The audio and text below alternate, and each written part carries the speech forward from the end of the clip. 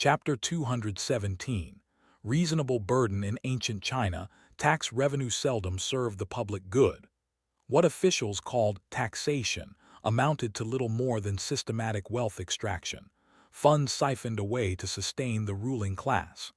The suffering of common people, the improvement of their circumstances, received scant consideration. The public services and welfare programs that modern governments undertake simply lay beyond the imperial imagination. Dynastic revenues flowed almost entirely toward three destinations: the imperial household, the military, and the sprawling bureaucracy. Even so, at the slightest tremor of crisis, officials would wring their hands and cry of insufficient state funds. Their solution was invariably the same: surcharges. Each new round of surcharges became a carnival for officials at every level, and a catastrophe for the common people beneath them. Consider Lingao itself. Though the great Ming collected over 7,000 shi of grain taxes annually from the county, one would be hard-pressed to identify any tangible benefit these taxes provided. In 2 centuries, the government had constructed precisely one water conservancy project. The Wenshui Bridge might charitably count as a second, though after 200 years, it remained the sole example. The common people supported their government. Yet beyond the most basic, rough piece of bare survival, that government returned nothing to Lingao's inhabitants. Disaster relief, that depended on privately organized charity granaries. Defense against bandits, ordinary villagers had to take up arms as militia themselves. A full third of the annual grain tax, over 2,000 shi, went directly to the auxiliary stipend for Hainan Island's garrison troops. But when land bandits and sea pirates ravaged Lingao's villages, those same government soldiers, sustained by the people's grain, were nowhere to be found. If the transmigrator regime intended to win the people's trust, they would have to shatter this 1,000-year pattern and forge a truly modern state system. Common folk might lack formal education, but when it came to their own interests, they possessed an unerring instinct. They could discern precisely who worked on their behalf and who merely fed upon them. The conference opened with a speech from the county's vice magistrate.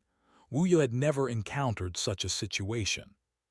His only prior experience with public assembly was presiding over court cases, where plaintiffs and defendants knelt below the bench, eyes averted, with at most a handful of idle spectators lingering near the door.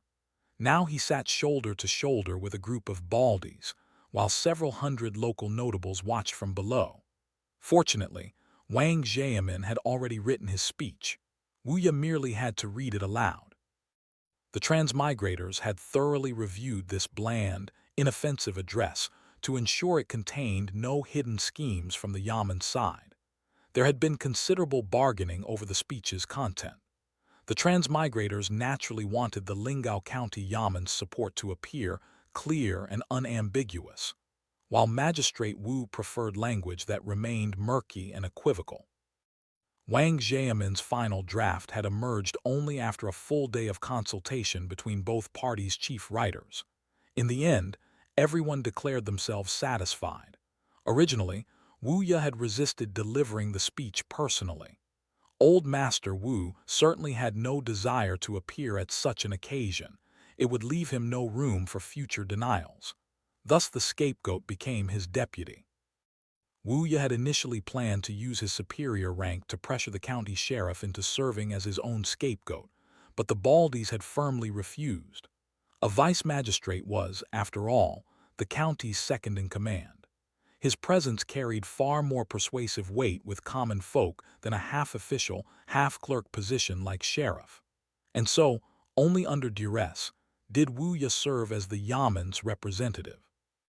A red envelope containing 80 liang of silver from the transmigrators somewhat soothed his wounded spirit.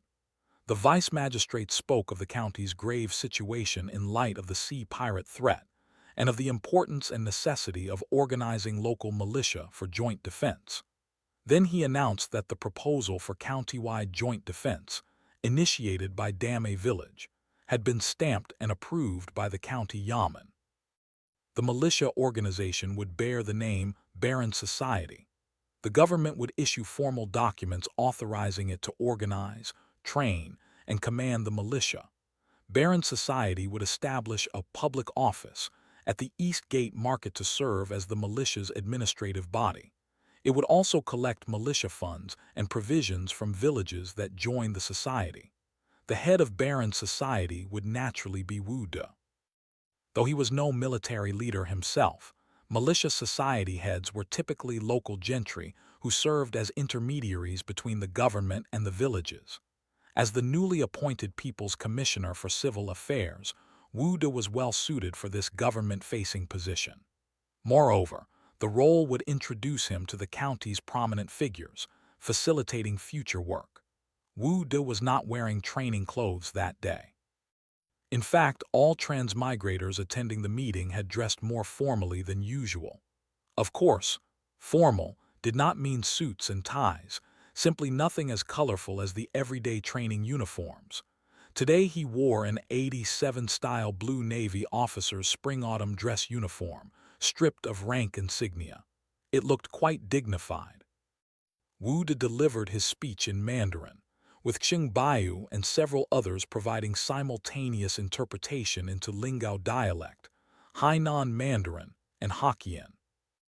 Barren society, he declared, would prioritize the interests of the entire county's people, strive to shoulder the responsibility of maintaining county-wide peace, and, under the correct guidance of Emperor Changzhen, with the care and concern of Lingao County Yamen's officials at all levels, and with the support of the county's gentry and common folk, unwaveringly uphold the principle of eliminating the strong and supporting the weak, protecting the territory and securing the people, making new contributions to the stability and prosperity of all Lingao, and the creation of a harmonious Great Ming society. This novel-sounding boilerplate intrigued the attendees. The only awkward moment came when Wu De mentioned Emperor Changzhen. Wu Ye and others on the podium immediately stood and shouted, "Long live the Emperor," while the assembled delegates below dropped to their knees with a rustle.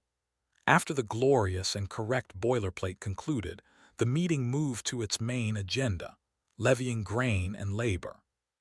The newly appointed People's Commissioner for Civil Affairs approached this matter with considerable caution. Levying grain and labor was complex and delicate work.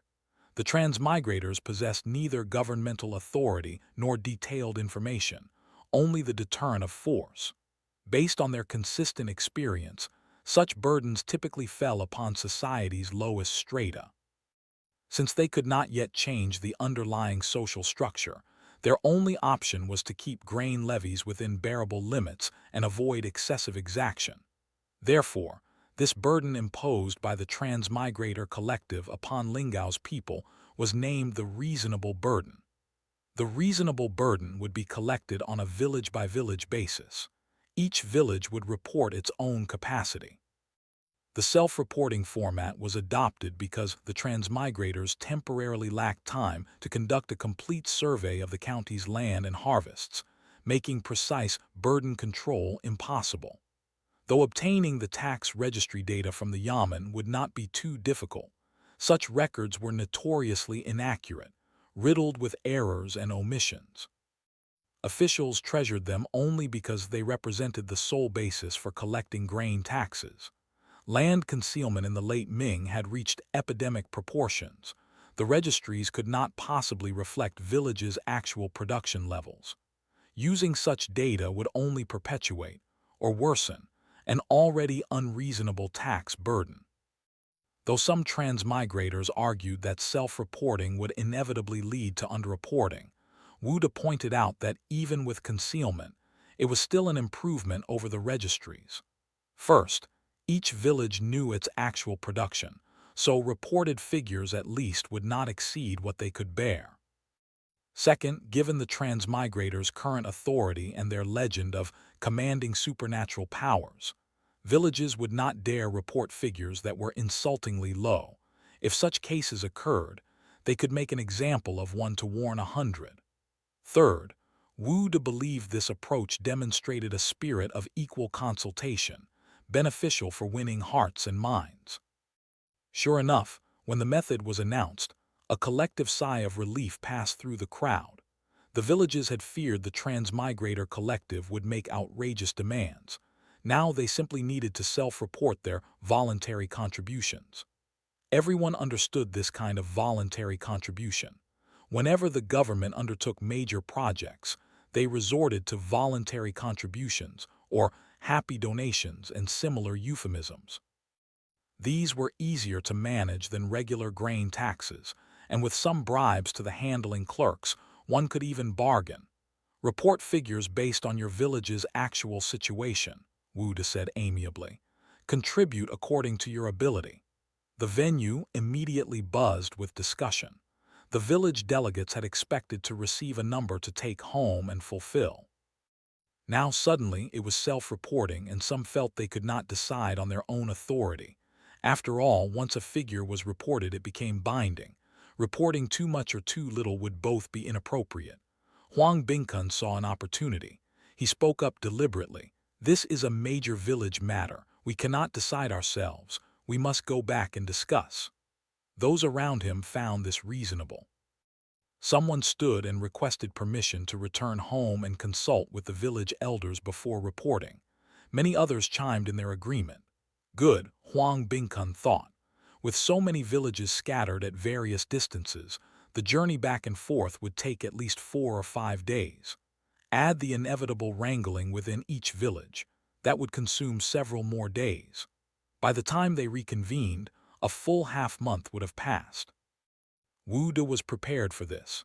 He asked villages to first tally how many could decide their reasonable burden amount on the spot, and how many needed to return home for discussion. They should submit the lists. After tallying, approximately 80 villages could decide on the spot. The remaining 200-odd required further consultation.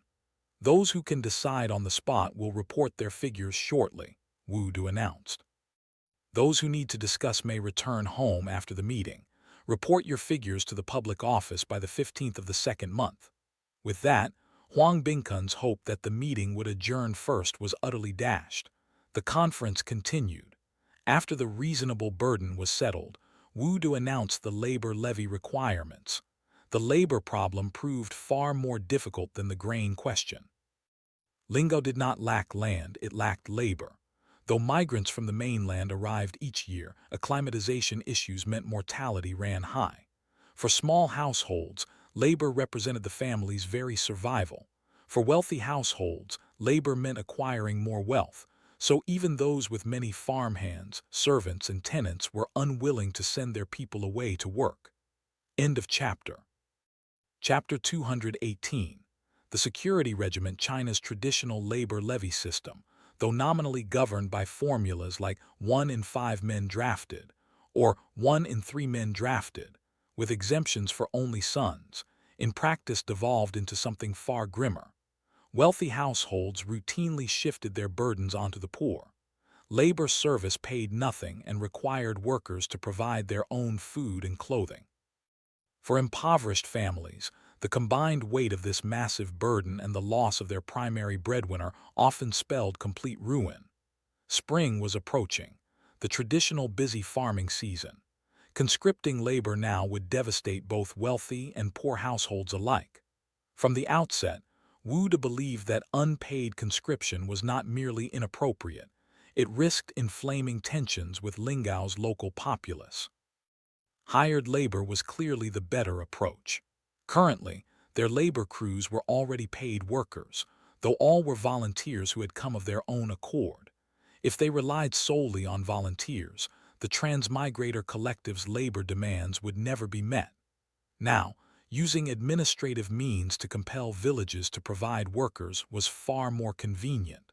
It also allowed accurate estimates of available manpower. Thus they reached an agreement with the villages.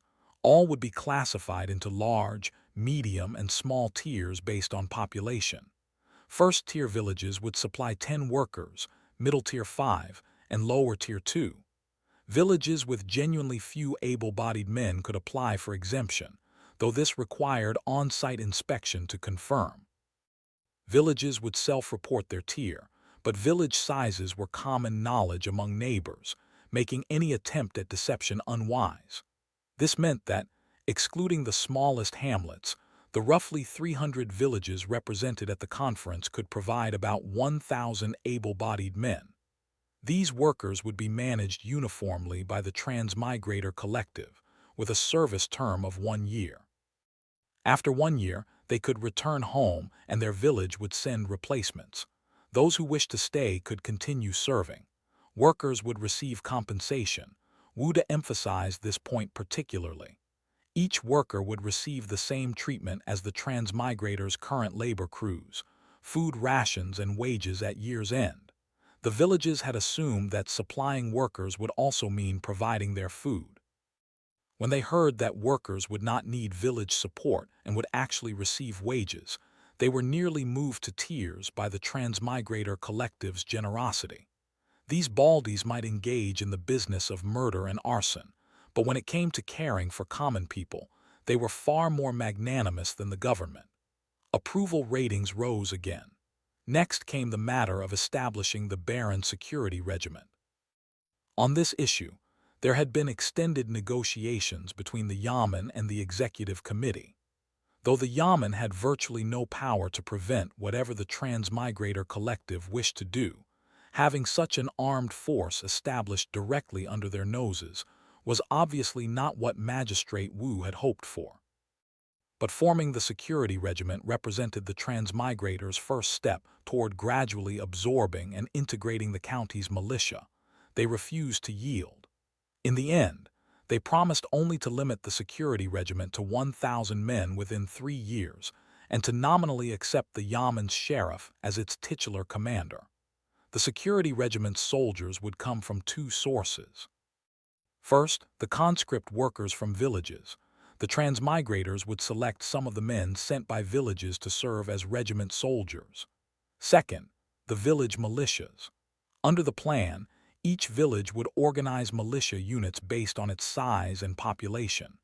Villages without existing militia would receive help from the Transmigrators to equip and train them.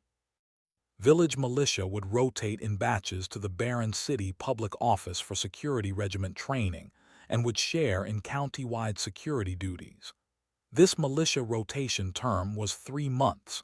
The security regiment's primary missions were bandit suppression and pirate defense. The Baron Public Office would also establish a county-wide early warning communication system, restoring and repairing the beacon towers previously built to guard against Japanese pirates at bays where pirates could easily land. Once pirates set foot on shore, the security regiment would deploy to intercept them. This approach was essentially the same as the 6-village joint defense organized by Huang Family Village only. The Transmigrators had expanded it county-wide. It would give each village basic self-defense capability against small bandit or pirate groups. The Transmigrator regime wanted to maximize improvement of the county's security situation without excessively consuming their core forces. The only solution was to organize a militia system. In another era, the CCP had employed this very method to completely pacify areas plagued by bandits. Of course, the Executive Committee was well aware that this militia system could not withstand government army suppression. After all, government forces held the moral authority of the imperial court. But for defending homes and fighting bandits and pirates, it was entirely feasible. This detailed explanation received unanimous approval from the village delegates. Wuya also secretly admired how many clever methods the Baldies possessed. But he silently cursed the village representatives as well. Whenever the county had tried to organize regional joint defense in the past, villages either pleaded poverty or invented excuses. It never came together. Now the Shorthairs arrived, burned and looted one Gu family manor, and suddenly everyone was obedient. Truly shameless. The delegates then raised the issue of militia treatment during security regiment service. After all, militia were able-bodied laborers too, and sending some away would naturally affect production. Wu De was prepared for this. Militia serving short-term rotations would receive 30 yuan in circulation vouchers per month, enough to buy 30 big jin of rice. As compensation, This was quite generous. Those wounded in combat would receive treatment from the transmigrators. The disabled would be supported by the Transmigrator Collective. The fallen would receive compensation. If they left behind orphans and widows with no one to care for them, the Transmigrator Collective would provide for them as well. When these terms were announced, the venue erupted. Everyone discussed animatedly. Over the years, village militia fighting bandits had suffered frequent deaths. Villages would give some burial money and consider the matter closed. For single outsiders without family, even that money was saved. They would simply be buried in a cheap, thin coffin. The Baldi's promises were simply too good, so good as to arouse suspicion. Huang Bingkun muttered, "This is just to trick militia into fighting for them. Even the imperial court doesn't offer this. Are they bodhisattvas?" Exactly. Fighting wars this way, even the court couldn't afford it, let alone them. Suspicion aside, the conference delegates did not press further questions. After all, the transmigrators were now Lingao's masters. Whatever they said or did was their prerogative, and everyone had to take them at their word. Some people, especially those who had dealt with the Transmigrator Collective before, believed the transmigrators would keep their promises. After all, they had not broken any since coming ashore. By now the meeting had reached noon. Though the morning had been spent entirely listening to speeches, since it concerned each village's vital interests, every delegate had listened with full attention. There was occasional discussion, but order had been maintained. Now hunger was beginning to erode their concentration. At this point, Li Yuanyuan came up again to announce a meeting break. Meals would be delivered. Lunch arrived on handcarts. Male and female students distributed meals to the delegates. Each person received a polished wooden box. When opened, the food proved far richer than anyone had imagined. Rice with sliced cured meat, greens, and the legendary scrambled eggs with tomatoes. Very substantial. Next came a bamboo tube with a stopper.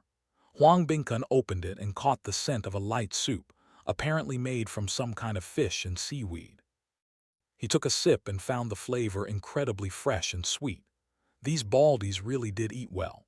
As Huang Bingkun ate, he looked around. He noticed the young men and women distributing food seemed to speak Cantonese. He knew Hainan Mandarin, which was not too different, so he attempted to ask, "Are you the Bao? I mean, the Australian Lord's household staff?" The young men and women only smiled without answering. One youth with a small white cloth band marked by some pattern on his arm said, "We are students of the national school." Students? Huang Bingkun was puzzled. The Baldis ran schools. What could they possibly teach? Murder and arson. They certainly would not be lecturing on the sage's books, or they would never have become sea pirates. But he could not say this in front of these little Baldis. He asked instead, "What is this place used for?" "This place," the leading little Baldy said, "this is a cinema. Normally it's a place to show shadow plays." "What are shadow plays?" The student paused, then smiled. "Tonight we'll treat all delegates to a viewing. You'll understand then." Huang Bingkun wanted to extract more information, but these little Baldis were tight-lipped, responding only with smiles and silence. They looked like children from good families. Who knew what potion they had been fed to make them call bandits their fathers? Huang Bingkun sighed to himself.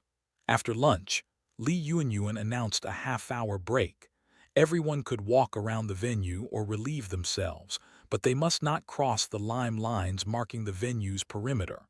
Huang Bingkun took the opportunity to survey the surroundings. Walking a circuit along the lime lines, he tried to glimpse more of Baron City's interior. The most prominent thing he saw was a tall iron tower rising from the city center. The tower's base was hidden among several distinctive gray buildings. The structure itself was built from black steel, as high as 20 men standing on each other's shoulders. It narrowed as it rose, ending in a sharp point crowned by a gleaming tip. These Baldi's homeland must be skilled at smelting and forging iron.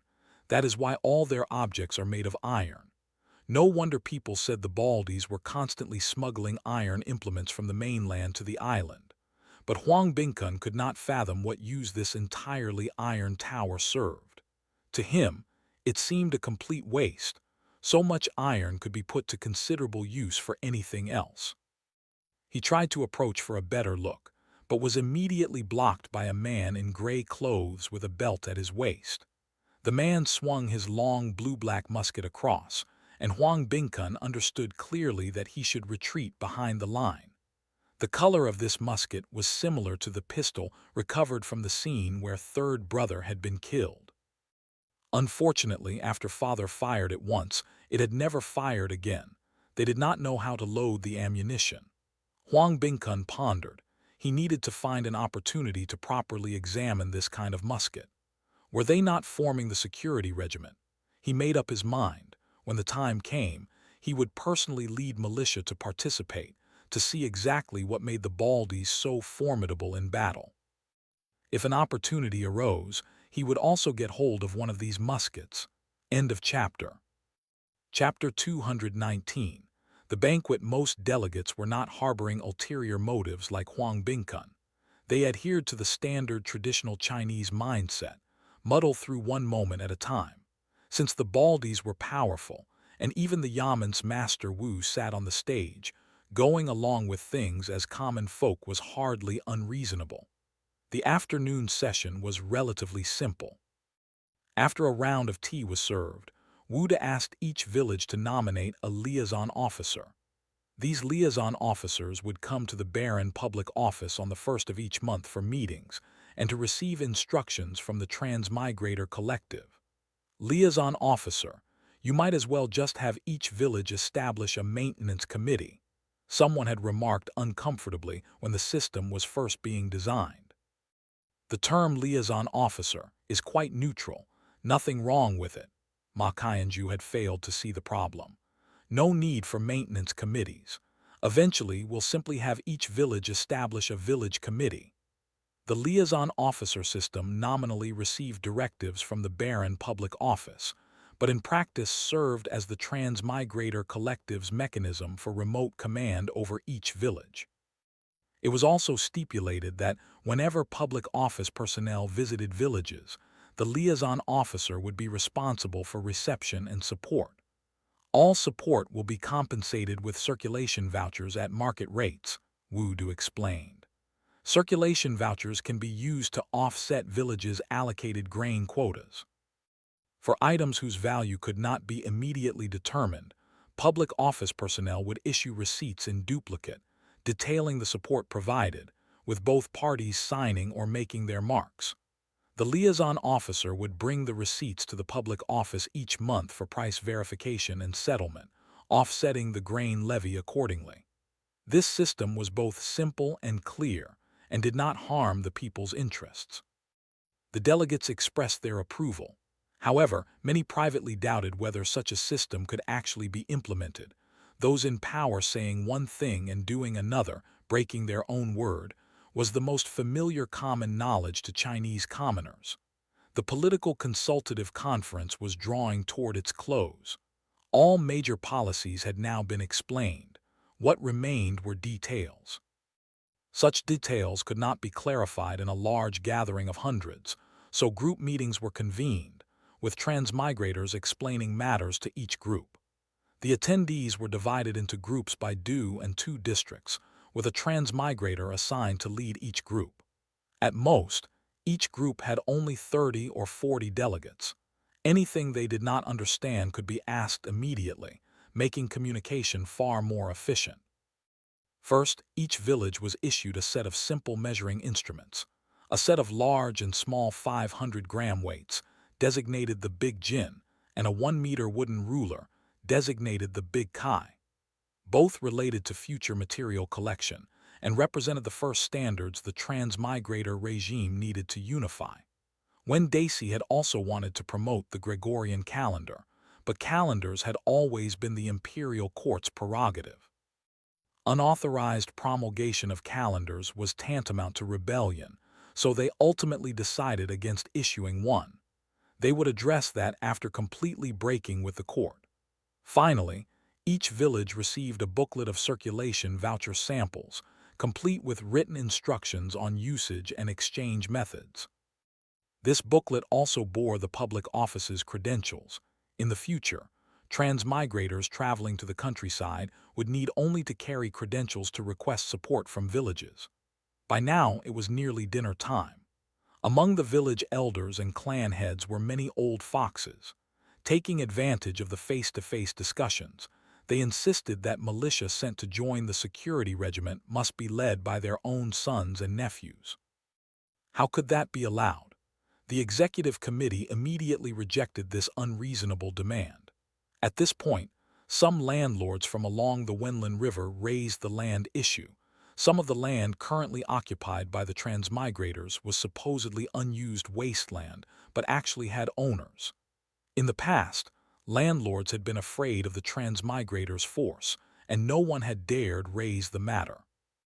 Now, seeing their friendly attitude and apparent reasonableness, some came forward weeping that such and such parcel was their family's property, that their entire household depended on it for sustenance, and now that the lords had taken it, the whole family was going hungry, and so on. Ma Qianju frowned. The government troops had not even arrived yet, and already these landlords were trying to settle accounts in anticipation of a regime change. Now they were demanding land.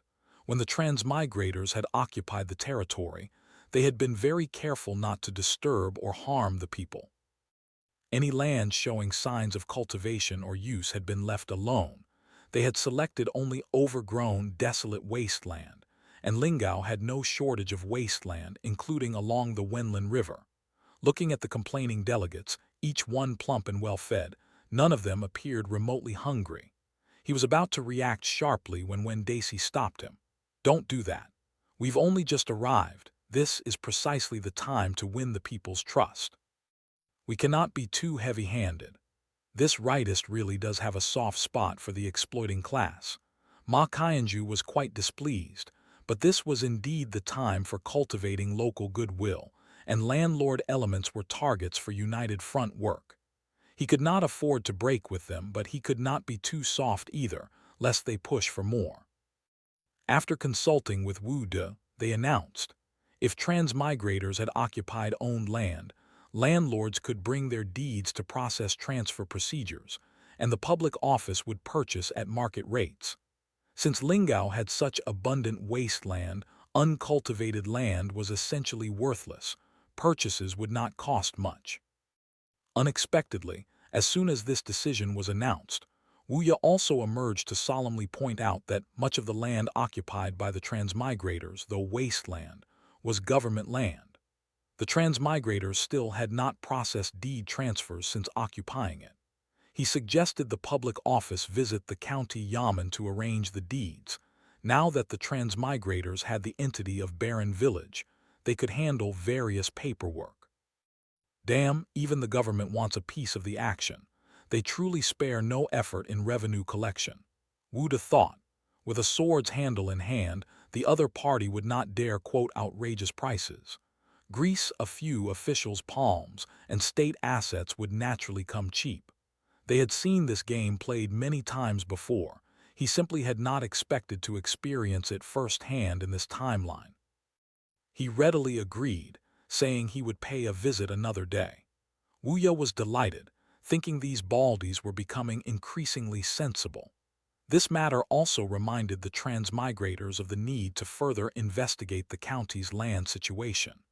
Their development plans included road network construction and development of industrial and mining zones, all requiring collection of land data. The first Lingao Political Consultative Conference finally drew to a successful close. When Daisy delivered the closing address, then announced that all delegates would be hosted at a banquet that evening, complete with entertainment performances. The evening banquet was held in the commercial hall at the East Gate Market. The main hall was put to excellent use. Originally a bare shell, the hall had been renovated especially for this conference. The interior decoration was the joint handiwork of Dongmen Chuyu and Dugu. To impress this timeline's natives with a level of material civilization beyond their era and inspire awe, the Fengcheng once again served as a provider of modern goods. Despite the Navy's fierce objections, Dugu Qiyuhun led a team to strip the Fengcheng banquet hall of its crystal glass chandeliers, decorative paintings, and wall tapestries, all of which became the commercial hall's interior decor. According to Dongmen Chuyu's original plan, the floor would have been covered entirely with natural stone like marble. But stone-cutting machinery was currently in short supply, and no one knew how to operate it, so they settled for a traditional brick floor, decorated with red corridor carpets salvaged from the Fengcheng. As office director, Xiao Zishan handled all these matters personally. Preparing a banquet for over 300 delegates would have been convenient in the modern timeline, everything readily available. Here, everything had to be done from scratch. They sorted through the captured loot from the Gu Manor and cleaned up over 1,000 pieces of porcelain tableware. Chopsticks were easy. The woodworking shop could produce them immediately. Food ingredients proved more difficult. Though vegetables were now plentiful, meat, eggs, poultry, and cooking oil were all in tight supply. Lin Quanfu rushed out to purchase and managed to obtain some chickens, ducks, and live pigs. The dishes would have to emphasize fish and shrimp. The Naval Forces Department used ship refrigerators to make ice and sent over plenty of fresh fish and shrimp, frozen. Fortunately, the canteen was not short on seasonings and spices, allowing for diverse preparation. To demonstrate grandeur, a huge block of salted ice was specially made in the Fengcheng's cold storage and sent to the commercial hall. This ice block had been carved into a lion by the area's most skilled stonemason. It was the only thing he knew how to carve. The ice lion now stood on a table in the center of the banquet hall. Under the chandelier's illumination, it gleamed brilliantly, wisps of white vapor rising from its surface. Around the ice sculpture, various tropical fruits and fresh flowers gathered by the long-range reconnaissance team from the Li territories and the Gaishanling Mountains were arranged in brilliant colors. Every dish and vase was glassware from their own glass factory. The delegates had never seen anything like this. They stood dumbstruck. These short hairs were truly extravagant, and extravagant far beyond their imagination. But what amazed them most was not the ice sculpture or the glassware. It was the glass chandelier hanging overhead, continuously releasing soft, bright light. The delegates had long heard rumors that every night the Shorthair's camp glittered with brilliant light, making even starlight and moonlight pale in comparison. At this moment, nearly everyone was gazing up at the chandelier, transfixed. "Everyone please be seated, Wu De called out, snapping them back to reality. They took their seats. Since they used local 8 immortals tables, 8 people sat at each table. The dishes were not numerous. The standard was 6 dishes and 1 soup, which by Ming Dynasty banquet standards was quite modest. But because the cuisine was novel, everyone was quite satisfied. The white liquor that was served proved exceptionally mellow, far superior to the local rotgut. At first the delegates were somewhat reserved, but after Wu Du and others made rounds encouraging drinking and a few cups were emptied, the atmosphere quickly livened up. Who would have thought these short hairs could even make such fine wine? A gentleman could not help sighing. "Indeed, I simply cannot figure it out," another delegate said. "Looking at how they eat, dress, and live, even the wealthy families in Guangzhou City might not compare. Why didn't they stay in their homeland? Why travel thousands of li to come to our poor backwater? Look how small they build their houses, and they love building multi-story. Perhaps their homeland lacks land with too many people. I think they're short on women." A gentleman who had had a few too many blinked and laughed lewdly. "Look at those real baldies, basically all men, and women giving orders. If they weren't short of women, would they let womenfolk climb all over them?"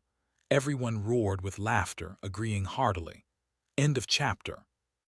Chapter 220. Commendation Rally. Someone said, "Old Zhang, your family may not have much else, but you've got plenty of daughters. How about marrying a few off to the short hairs? Being that kind of father-in-law wouldn't be a bad deal." Old Zhang was Zhang Yufu, the delegate for the county suburb district. He had had a few too many cups. This wine, peerless hero, had been shipped from Guangzhou, smooth and mellow, nothing like the local hooch that went straight to your head. Zhang Yufu was already tipsy and woozy. He laughed. That's easy for you to say. No matter how many daughters I have, I can't marry them off to a family with no background. No background. How can you call it no background? Their estate is probably going to be #1 in Lingao. One landlord shook his head and sighed. Just look at this ice lion. I've never seen anything like it in Lingao. I truly have no idea where they obtained the ice. Even in Guangzhou, only the most distinguished families can acquire such things. I heard it was shipped from Bapu. I simply cannot fathom, can you really fish ice out of the sea? Perhaps it's more of their sorcery, someone whispered.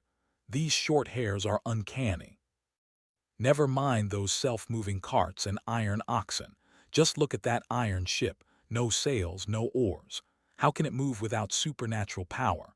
But we haven't seen them perform any rituals. You think they'd let you see? Perhaps there are altar boys and virgin girls inside. Altar boys and virgin girls. We haven't heard of any missing children in the county. Then what are they shipping boatloads of children from the mainland for? To raise as maids and servants. Why so many? If each baldy has one maid and one servant, that's already over 1,000. Altar boys and virgin girls indeed. I think you've been trying to refine elixirs and become an immortal until you've gone mad. Immortal? I'd say these short hairs already live like immortals. True enough. Just coming here once, this life hasn't been in vain. A landlord gazed up at the ceiling chandelier, staring for a long moment before sighing.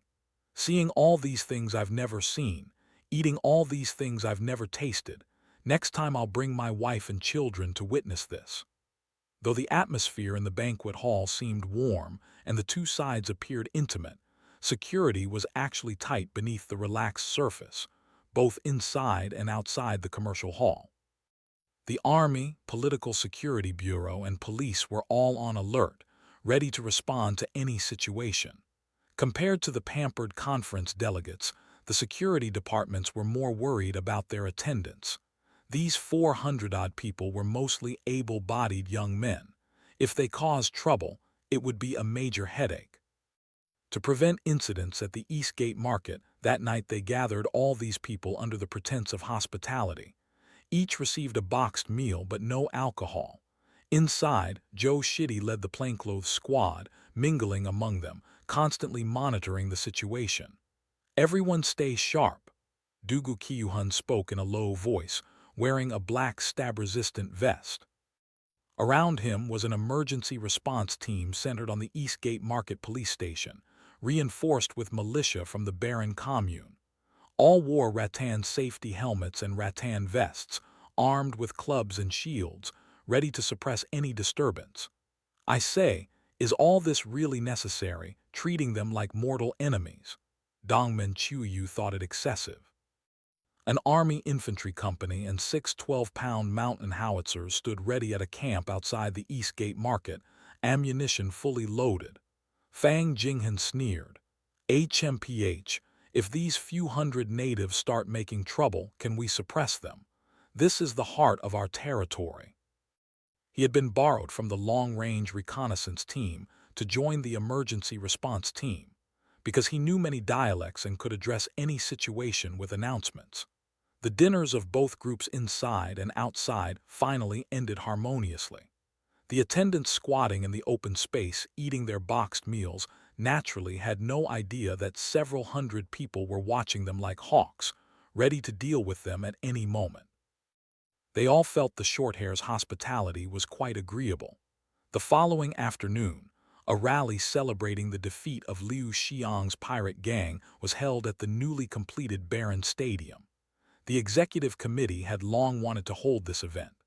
The original plan was merely a small ceremony to award medals and prizes to combat participants, but the political consultative conference changed their thinking.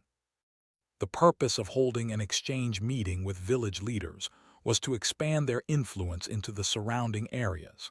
Capitalizing on this great victory over the pirates, they should demonstrate to these local leaders the transmigrators' formidable strength and distinctive spirit.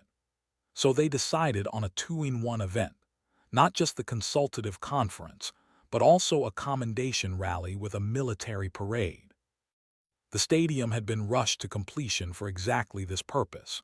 In truth, even now only about half the construction was finished. Though considerable portions remained incomplete, the main facilities were built.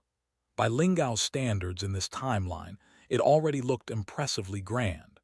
The stadium's temporarily erected wooden tiered stands were packed with conference delegates. Even their attendants were permitted in, seated in stands farther from the main platform. Wu De gave the barren commune and labor crews a day off and organized everyone to observe. Those who could not fit in the stands stood behind the lime lines. Men, women, and children, quite lively. The village delegates curiously examined this tall stone structure they had never seen before, actually stone-faced, and the large expanse of bare, hard-packed ground at their feet, marked with horizontal and vertical white lime lines. Dirt mounds and wooden stakes had been erected on the open ground by the river. Everyone was guessing what the short hairs were planning. Colorful flags fluttered in the breeze across the entire viewing platform, the same nylon flags that decorated every holiday in another timeline. Around the stands, army sentries in Year 1 uniforms, fully armed with fixed bayonets, stood ramrod straight. The transmigrators in the stands harbored different feelings. The army officers and soldiers in gray octagonal caps, gray uniforms, and leg wrappings inevitably reminded them of that legendary army from another timeline, one that grew from weakness to strength, never defeated. Though they knew they could not replicate such an army, deep in their hearts they still used it as the standard to measure this force they had created, armed, and wholly owned. Under the warm winter Hainan sun, this rally, named a celebration but actually conceived as a show of force for the county gentry, began. The loudspeaker's sound gave the villagers and elders their first shock. When Wen Daisy loudly announced in his increasingly off-key Lingao-accented Mandarin that the Bapu Campaign Commendation Rally and Baron Security Regiment founding celebration was now beginning, the villagers and elders looked around in amazement. The speaker clearly stood on the stage, yet the sound came from tall poles on all sides, so loud it made their eardrums ache and ears ring. This raw effect was completely different from having speakers placed beside the main platform as in the cinema. First came commendations for transmigrators who had distinguished themselves in the Bapu campaign. The list was read aloud. Lin Shen, Bai Yu, Meng De, Wang Ruixiang, and 75 other naval, army, and ordnance personnel were awarded the Bapu Defense Battle sleeve patch. They had earned the right to sew this patch onto their uniforms to display their combat honors. Dugu Qiyuhun, Tan Ming, Kaian Shuixi, and 110 other non-military personnel were awarded the Bapu Defense Battle Shield Badge, which could be sewn onto any official uniform. Next, it was announced that all participating Army and Navy soldiers and laborers would collectively receive the Bapu Defense Battle Commemorative Medal, plus an extra month's pay. 35 soldiers and laborers who had performed exceptionally in combat were individually awarded second-class and third-class merit medals, with 2 months and 1 month's extra pay respectively. All fallen soldiers and laborers would receive military honors burial at Kuigang Martyrs Cemetery. The executive committee would also provide compensation to their families. Immediate family members of the fallen would each receive 500 yuan in circulation vouchers annually. All their children would be enrolled in Loyal Air School, with all living expenses covered by the executive committee. Parents of the fallen would have their final affairs handled by the Civil Affairs Committee. This level of compensation was unprecedented. Not only were the conference delegates dumbstruck, but even the soldiers, commune members, and laborers found it hard to believe. Whether government troops, village militia, or even pirates and bandits, after battle deaths, compensation for fallen brothers' families was customary.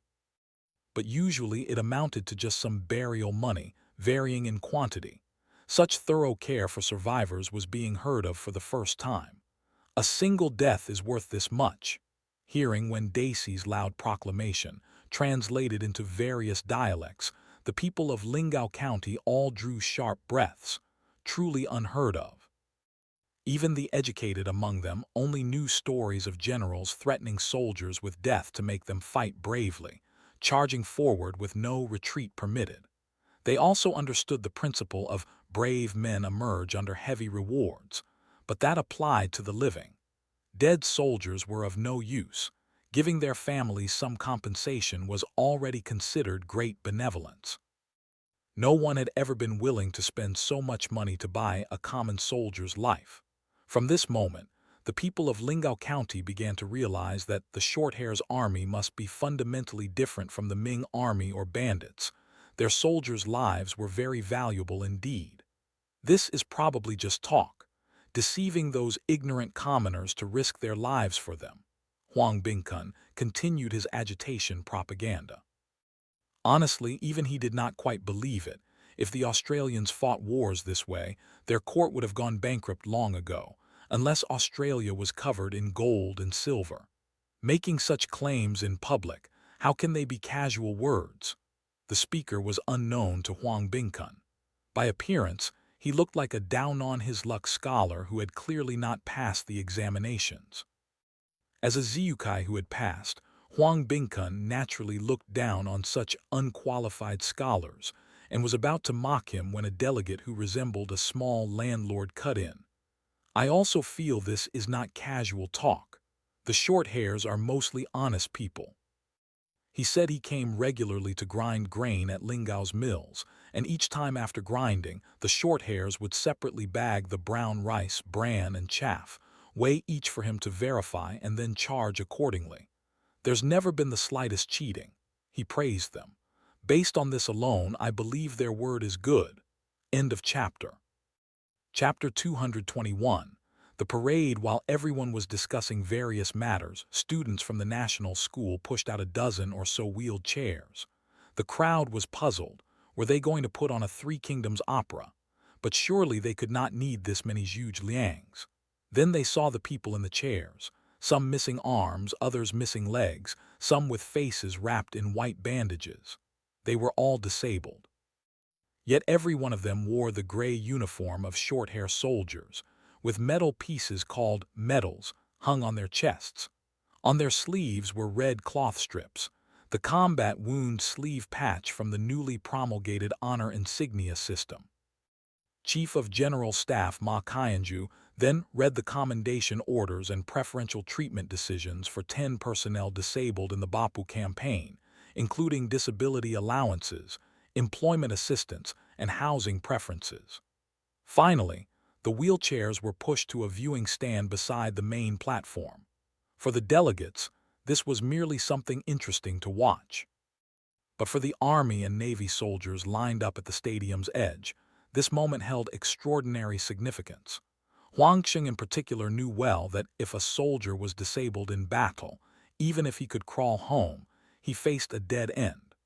The Shorthairs not only supported their disabled soldiers, but let them appear at such a grand occasion.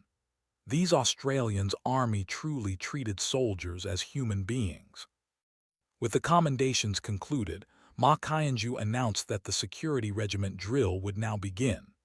As his words, amplified to extremely high decibels through the microphone and speakers, faded away, a large drum was struck with a heavy mallet.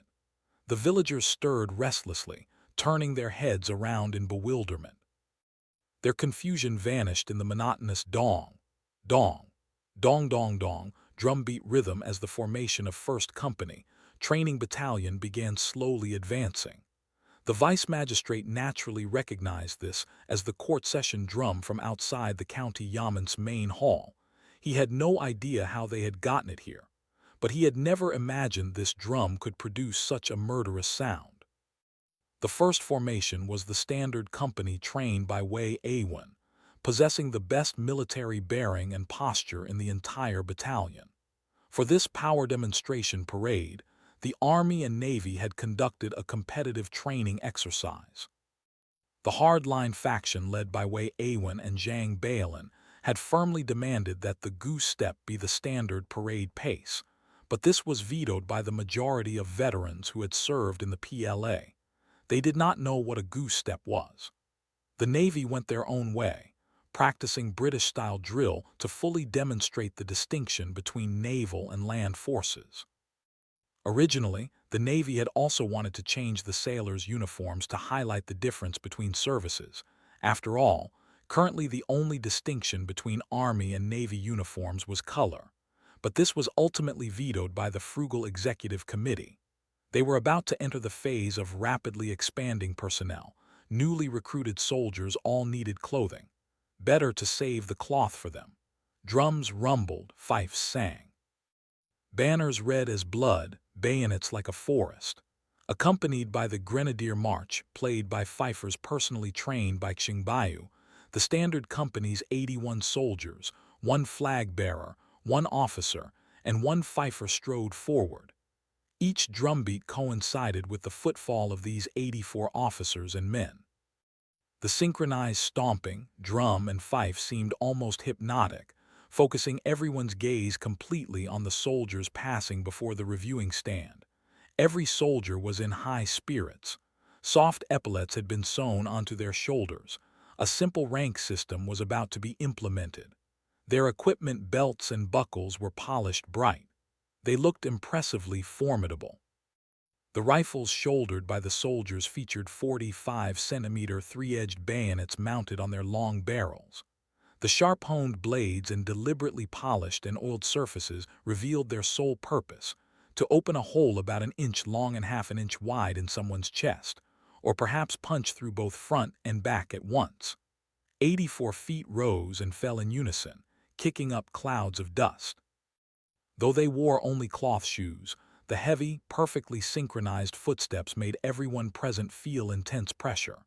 As they passed the reviewing stand, the commanding officer drew his saber. With one command, "Salute."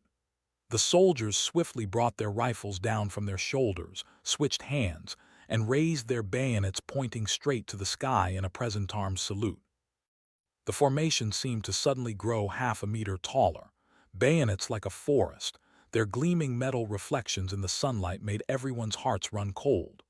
On the reviewing stand, the high officials of the Executive Committee stood ramrod straight, each adopting an expression of utmost solemnity. Wen Daisy, imitating a certain famous leader, waved his hand gently. Ding Ding's team's cameras clicked and clattered. The whole scene really did look like something. Formation after formation passed by. The 5 infantry company formations of the training battalion, marching at 75 steps per minute with 25-meter intervals, left those witnessing an infantry review for the first time completely dumbstruck. For Lingao villagers who had never seen a military assembly of more than 100 men, this Western-style review was simply overwhelming. No one noticed that on the reviewing stand, military leaders like Ziyazhu He Ming and Ma Qianju were subtly shaking their heads, still not quite up to standard. The last to appear was the Navy's Marine Squad, also an 84-man formation. The tune changed to the People's Navy Goes Forward. This formation marched entirely in British naval style, their equipment belts specially dyed white. Though they lacked white gloves, it was passable. The Navy's precise and impressive drill earned a round of applause from the watching transmigrators. This infuriated Wei Awen. It was unfair. The Marine Company had fewer men. Training one company in drill meant 7 or 8 officers supervising. By comparison, the Army had to train 5 companies, which was far more demanding. After the drill review concluded, Review Commander-in-Chief Ziyazhu again loudly announced that the firepower demonstration would now begin. He signaled Xingbayu to broadcast a notice. Anyone with weak nerves should cover their ears first. A minute later, a stirring military bugle sounded, followed immediately by dense hoofbeats. Dust clouds rose from not far away. Everyone craned their necks to look and saw 3 artillery carriages racing in from outside. Each carriage was drawn by 6 horses, towing 3-wheeled cannons. Soldiers rode on the carriages. The drivers were not sitting in the carriages but riding the lead horses. They pulled back on the reins, and all three carriages executed a beautiful turn in the center of the field, quickly changing direction to point their gun muzzles at targets facing the reviewing stand.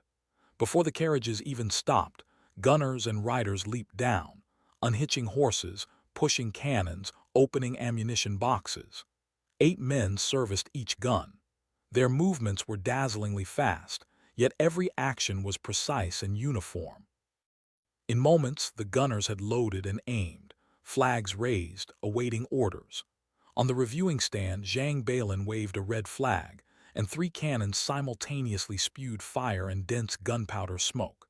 Half a li away, the densely planted human-shaped targets were blasted to splinters, 9 out of 10 destroyed. A moment later came another salvo. The remaining targets fell in droves under the bombardment like grain stalks cut by a scythe. In just moments, the cannons had fired 3 times, completely clearing the riverside field. Some faint-hearted delegates who had refused to cover their ears were so frightened they fell to the ground. After the firing ceased, the gunners hitched up the horses again and galloped away as swiftly as they had come, leaving the audience dazzled. Only the shattered wooden fragments in the distance and wheel tracks on the ground remained. Then another bugle call sounded from the reviewing stand. 12 more double-wheeled cannons were pushed into sandbag positions. Again they loaded, aimed, and waited. The red flag on the tower came down.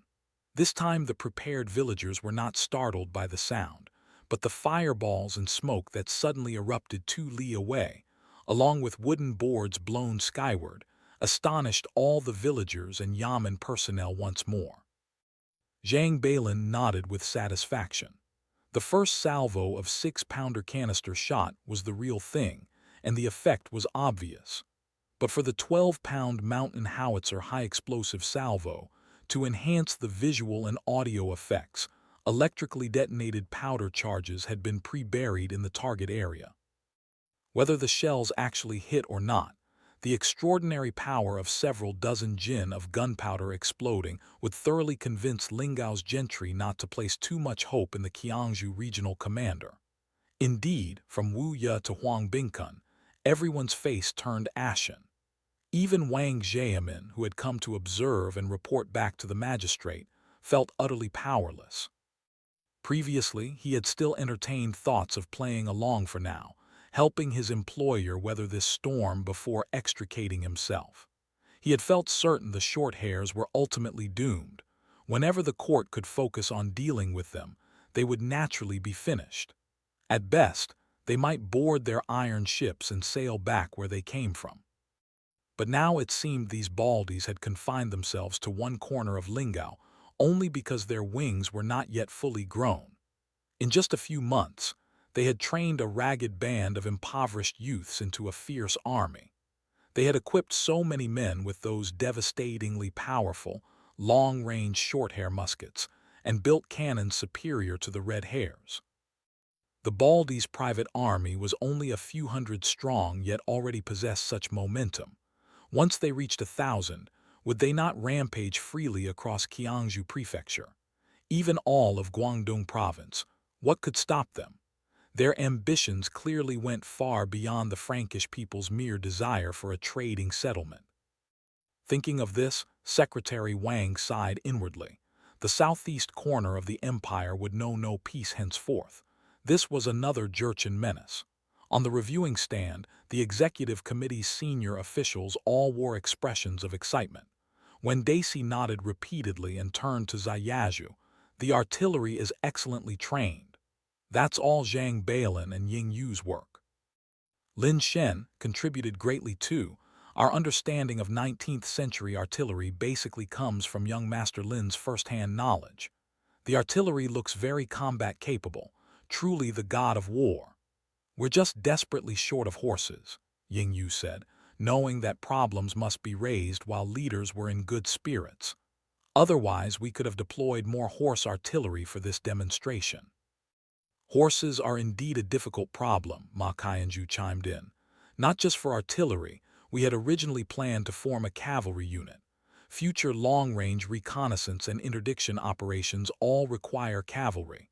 Let's brainstorm solutions at the next weekly meeting, We cannot solve this through Guangdong. End of chapter. Chapter 222. Building a new system. When Daisy had originally planned to screen a grand military parade film for the delegates that evening. But seeing how overwhelmed the delegates already appeared, any further shock might cause aesthetic fatigue. So he simply canceled the screening, which also saved the expense of hosting dinner. Thus he announced the conference had concluded successfully. As the delegates departed with feelings of both excitement and fear, the executive committee members took stock of the conference's results. Through this political consultative conference, the Transmigrator Collective had achieved preliminary control over the entire county and gained a legal identity somewhat recognized by the local government. Of course, their position remained fragile. Whether the Yamen or the various villages, cooperation stemmed either from fear of their military might or from practical interests. Once a powerful external force intervened, this simple cooperative relationship would immediately collapse. The most urgent task now was to cultivate popular sentiment, making the people feel as favorably as possible toward the Transmigrator Collective. This first step, making the isolated people of this small southern frontier county feel favorably toward the Transmigrators, they had already accomplished. The Transmigrators did not disturb the people, did not kill arbitrarily, traded fairly, and through their construction activities after D-Day had indirectly provided relief to those living at the poverty line. All of this was plain for anyone to see. The common people's requirements were not high. As long as the Transmigrator Collective could guarantee Lingao's social stability and let them eat a few full meals, they did not care under whose banner they lived. But to truly make the people accept their rule and willingly shed blood and sacrifice for these rulers, the most effective approach was to quickly establish chains of common interest. The great weapon of land reform, proven again and again in the Chinese Revolution, would not work in Lingao. In Ming Dynasty Lingao, there was abundant land. Land reform held little appeal. The reason people were unwilling to clear wasteland was directly related to the region's backward agricultural productivity. The Transmigrators' primary task was to raise agricultural productivity, not change production relations. This would not only solidify their own rule, but also help establish common interests with ordinary people. Local merchants were the most direct beneficiaries of the Transmigrators. The East Gate Market's prosperity was the most typical example of merchants voting with their feet. Moreover, their commercial policies had attracted merchants from other counties. Merchants were clearly the group most able to appreciate the benefits the Transmigrators brought, making them the class with the most common interests with the Transmigrator Collective. But the weakness developed by Chinese merchants within traditional scholar gentry society meant they could not yet serve as a reliable force. The landlord gentry class, though still harboring considerable doubts, had shown from this conference's proceedings that overall there was no hostility, especially after the Transmigrator Collective promised to compensate for the value of occupied privately owned land. The gentry's evaluation of the Transmigrator Collective had risen considerably, and an attitude of cooperation had emerged. Nevertheless, the gentry class remained a potential enemy of the Transmigrator Collective for now. Still, under this rudimentary, unstable ruling system, the Transmigrator Collective could at least mobilize the various resources within Lingao County to a limited degree, especially human resources. Transmigrators could now venture into every corner of the county relatively safely. Previously, every time a long-range reconnaissance team deployed, they had to mobilize a large armed escort, creating considerable logistical pressure. Now, at least in areas where bandit threats were not particularly severe, such elaborate arrangements were unnecessary. A few days later, villages that had attended the conference began sending liaison officers to confirm the various reasonable burden figures. The confirmed conscript labor allocation came to 1,100 people per year. This large influx of manpower made every department salivate. After some debate, the Army and Navy together received 240 people, with the Navy getting 80. The remainder would be uniformly deployed by Wu De as basic laborers. The reasonable burden public grain came to 3,000 public shi, compared to the 7,000 plus old shi grain tax level. This was no small burden. Is this not too heavy? When Daisy thought the number seemed too large. It is considerable, said Luo Duo. He had gotten his wish to transfer to the Political Security General Administration's Social Work Department. This department was specifically responsible for collecting, organizing, and analyzing local social conditions from various channels, then compiling the Social Situation Bulletin. Although Lingao's grain tax is over 7,000 shi, the local people's actual burden is probably 15,000 shi or more. He reported figures he had spent days studying. That much? The executive committee members were all shocked. Luo Duo nodded, possibly even more. Both Ming and Qing dynasties had large surcharges on taxes. This is an open secret. Everyone knows about practices like kicking off the peak and fire losses, but the abuses beneath the surface are countless. So even if we lower our grain quotient, it remains a substantial burden for the villages. Wu Nanhai said, actually, we do not even need this grain levy. This month the farm will begin large-scale hybrid rice planting, 1,000 mu to start. Though fertilizer and pesticide conditions are not ideal, this area can produce 3 harvests a year. Even with just 2, we can easily get 500 to 600 tons of rice annually. The grain levy puts too much pressure on farmers. If we want to cultivate popular support, we cannot oppress them too much.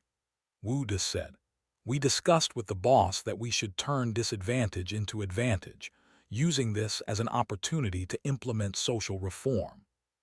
Social reform? When Daisy suddenly grew wary. Surely Ma Qianju was not thinking of disguised land reform. Ma Qianju explained his idea unhurriedly. Based on analysis from the Social Work Department, the Civil Affairs Committee's next step is to seek to take over the county's summer and autumn tax collection. We can send someone to negotiate immediately. Assume responsibility for grain tax collection. When Daisy did not understand. Local gentry and wealthy households assumed grain tax responsibility to collude with clerks, shift burdens, and enrich themselves. Why would transmigrators want to do this? Here is the plan, Wu De said. After we take over grain tax collection, we will completely eliminate surcharges. We will only submit the stipulated amount to the county treasury. This way, even with our levies added, the total burden on farmers will still be less than before. Will the Yamen people agree? This is a major interest chain, when Daisy asked doubtfully. Pull one hair and the whole body moves. Once an abuse formed an interest chain, it was hard to eliminate, the same in any timeline. Of course they will not agree, Ma Qianju said. But if we want to transform society, we must first break existing patterns. He appeared confident. To mobilize the masses, we need a villain class. Since Lingao's situation is not suited for land reform, landlords and rich peasants are not appropriate targets. And do not forget, many landlords here are clan heads. Lingao's clan power is quite strong, Yu Shui reminded them. Hainan, located at the southern frontier with vast land and sparse population, and plagued by long-term Li uprisings, meant villages here had obvious characteristics of clan settlement for safety and production needs. The transmigrators were not yet capable of completely dismantling all this. Right, so our target is the vested interest groups in taxation. This group was complex, ranging from the county magistrate and vice magistrate down to unnamed local ruffians who assisted the Yamen runners, the so-called grain runners. Ma Qianju appeared confident. Officials like Wu Mingjin and Wu Ye could originally gain some benefits from grain taxes. We will compensate them with profits from private salt and commerce, continuing to cultivate them. They will have nothing to complain about. The ones truly hurt will be the county's clerks, underlings, and their lackeys. These people are basically scourges. They run rampant in the county, deceiving both superiors and subordinates. Everyone from top to bottom both hates and fears them. By purging this group, we not only gain another batch of resources and wealth, but from a public sentiment perspective, these people are utterly unpopular. From gentry to commoners, everyone will be pleased. Two birds with one stone. Clear out the old, unreasonable institutional system, then promote the transmigrators' more reasonable and streamlined tax system. The gentry and common people would see the transmigrator collective's governance ability in a new light, which would benefit future recruitment of scholar officials. After cleaning them out, we can place our people in the county yamen. Brilliant, someone clapped in praise. This way, the Lingao yamen is essentially ours. This plan is excellent, Wendaci agreed. There is another reason to deal with the underlings, added Ran Yao from the Political Security General Administration. According to Social Department investigations, the county's 3 squad leaders are basically the county's bandit chiefs. They are all in communication with various large and small bandits and thieves, profiting as local bosses. If we do not eliminate them, our future bandit suppression and security work will face many troubles. These people will not give up easily.